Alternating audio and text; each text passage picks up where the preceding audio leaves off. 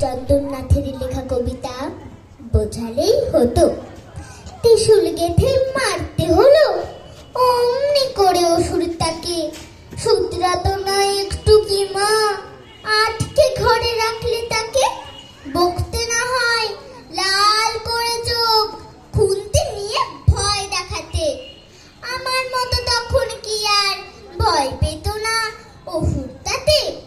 বলতে তোমার বন্ধ খাওয়া, করলে এমন অবাধ্যতা।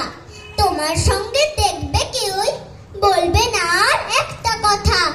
দুর্গা ঠাকুর দেখতে তাতেই দোকান ধরে বলতো অসুর, হাই মাইজি গালত হুয়া, মাপ কিজিয়ে আমার কসুর।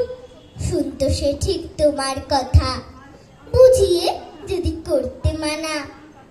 করলে তার হতোই না ওই রক্তারক্তি কাণ্ডখানা। কিন্তু মাগো করলে কি এই, বুঝিয়ে বলার পন্থা ছেড়ে।